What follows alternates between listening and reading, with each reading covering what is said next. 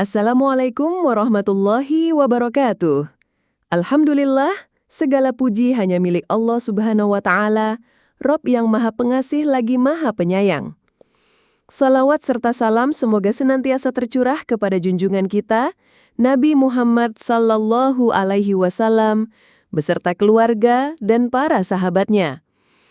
Saudaraku yang dirahmati Allah, semoga apapun yang menjadi hajat dan doa kita, baik yang berhubungan dengan kehidupan dunia maupun akhirat, segera dikabulkan oleh Allah. Semoga kita selalu diberi kesehatan, rezeki yang melimpah, dan senantiasa dalam lindungannya. Semoga Allah selalu memberikan kemudahan bagi setiap urusan yang sedang kita perjuangkan. Dan semoga Allah kuatkan hati kita dalam menghadapi setiap ujian hidup dengan sabar dan penuh tawakal. Amin ya Rabbal Alamin.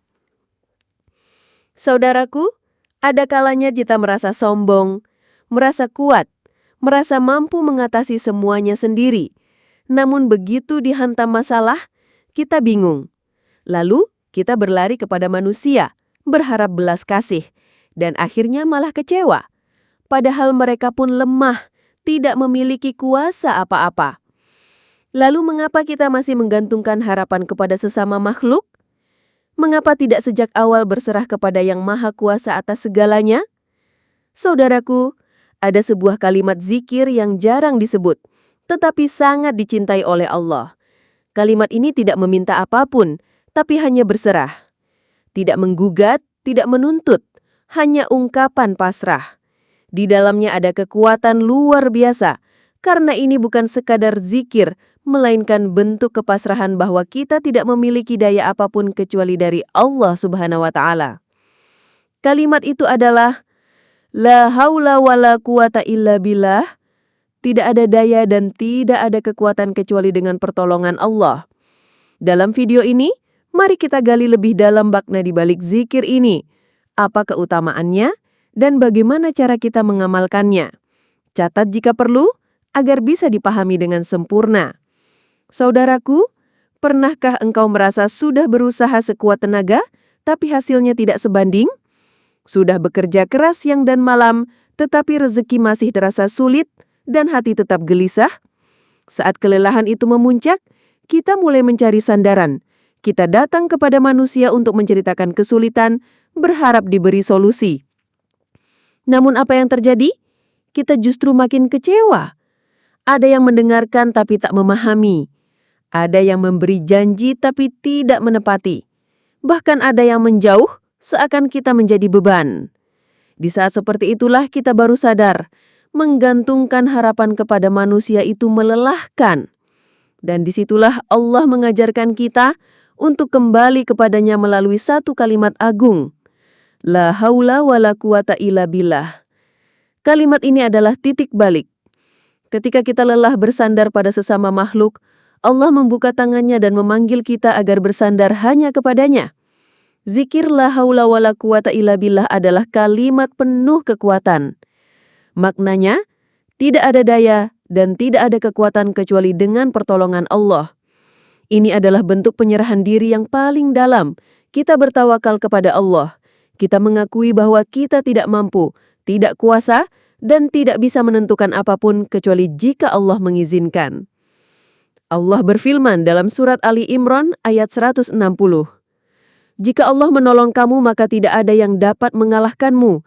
Tetapi jika Allah membiarkan kamu, maka siapa yang dapat menolong kamu selain darinya? Oleh karena itu, hendaklah kepada Allah saja orang-orang mukmin bertawakal. Ayat ini menegaskan bahwa tawakal kepada Allah adalah satu-satunya penentu keberhasilan dan kegagalan. Zikir la haula wa la quwata illa billah bukan hanya bacaan ringan, tapi senjata hati. Ketika semua terasa buntu, ketika pertolongan manusia tidak mampu, zikir inilah yang menjadi jembatan menuju kekuatan dari langit. Maka jangan berharap kepada manusia, karena mereka pun lemah. Gantungkan seluruh harapanmu hanya kepada Allah yang Maha Kuat dan Maha Menepati janji. Cara mengamalkan zikir la haula wa la quwata illa billah. Ucapkan setiap hari.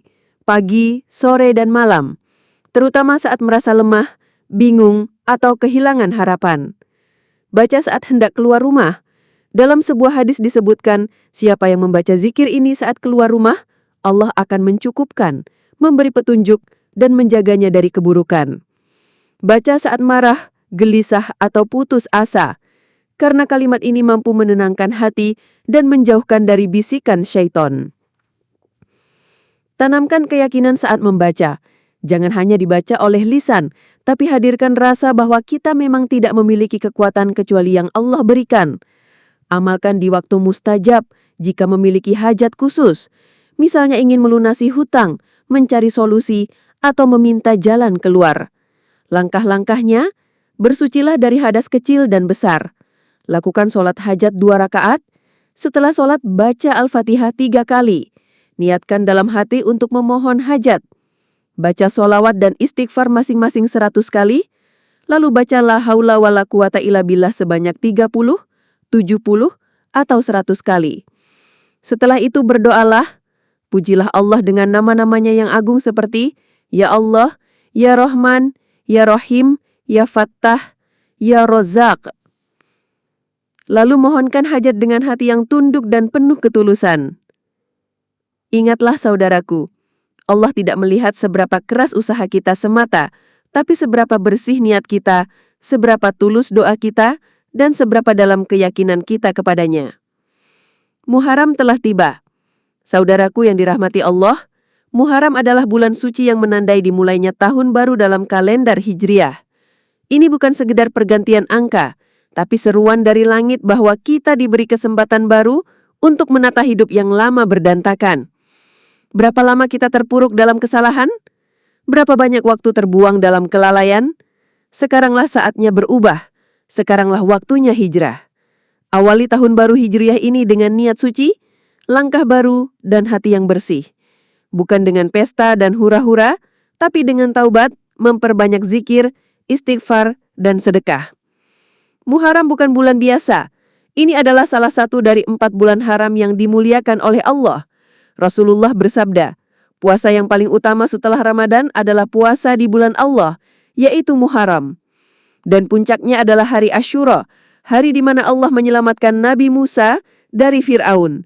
Kita dianjurkan berpuasa pada hari itu sebagai penghapus dosa setahun yang lalu. Bayangkan, 1 hari puasa, Allah hapus dosa setahun penuh. Begitulah besarnya rahmat Allah, bangkitlah di tahun baru. Apakah kita akan sia-siakan bulan ini tanpa perubahan? Apakah kita akan terus hidup dalam dosa dan keterpurukan? Bangkitlah, khusyukkan ibadahmu, panjangkan istighfarmu, dan mulai hidup baru dengan memperbanyak zikir. Itulah jalan menuju keberkahan hidup. Dunia ini penuh sandiwara. Manusia bisa berjanji hari ini, lalu lupa esok hari. Mereka bisa datang saat kita senang, tapi pergi saat kita jatuh. Maka jangan gantungkan harapanmu kepada manusia, karena semakin tinggi harapanmu kepada mereka, semakin dalam kekecewaanmu nanti. Letakkan seluruh harapanmu hanya kepada Allah. Ucapkan la haula wala quwata illa billah setiap kali kamu merasa tak sanggup lagi. Karena Allah tidak pernah mengecewakan hamba-hambanya yang berserah diri kepadanya. Mari kita hidup dengan hati yang hanya bergantung kepada Allah, karena dari sanalah ketenangan sejati dan dari sanalah pintu-pintu rezeki akan terbuka. Wassalamualaikum warahmatullahi wabarakatuh.